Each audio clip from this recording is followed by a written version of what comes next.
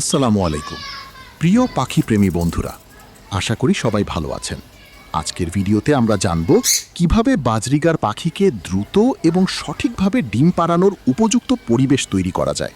তাই ভিডিওটি শেষ পর্যন্ত দেখুন। প্রথমেই মনে রাখতে হবে, বাজরিগার পাখিকে ডিম পাড়াতে জোর করা যায় না।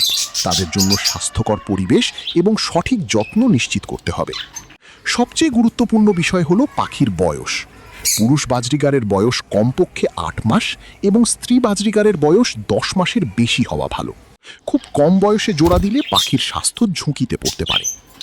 এরপর আসে সঠিক খাবার। প্রতিদিন ভালো মানের বাজরিগার সিডের পাশাপাশি ডিম সেদ্ধ, শাকসবজি, গাজর, পালং শাক এবং ক্যালসিয়ামের জন্য কাটেল বোন বা মিনারেল ব্লক দিতে হবে। স্বাস্থ্য ভালো না থাকলে পাখি ব্রিডিং মোডে আসে না। এখন কথা বলি খাঁচা নিয়ে। খাঁচা যেন খুব ছোট না হয়। শান্ত এবং পরিষ্কার জায়গায় খাঁচা রাখতে হবে। অতিরিক্ত শব্দ বা মানুষের বেশি যাতায়াত থাকলে পাখি অস্বস্তি বোধ করে। ডিম পাড়ানোর জন্য নেস্ট বক্স খুবই গুরুত্বপূর্ণ। কাঠের ভালো মানের নেস্ট বক্স ব্যবহার করুন এবং সেটি খাঁচার উপরের দিকে লাগিয়ে দিন। নেস্ট বক্সে পরিষ্কার কাঠের গুঁড়া বা নরম উপকরণ দিতে পারেন।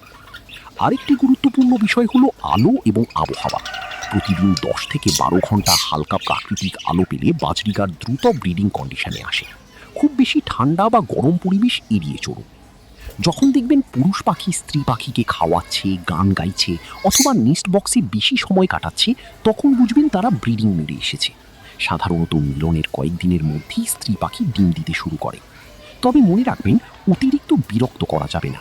বারবার নেস্ট বক্স খুলে দেখলে পাখি ভয় পেতে পারে এবং ডিম নষ্ট হওয়ার সম্ভাবনা থাকে। আশা করি আজকের তথ্যগুলো আপনাদের অনেক উপকারে আসবে।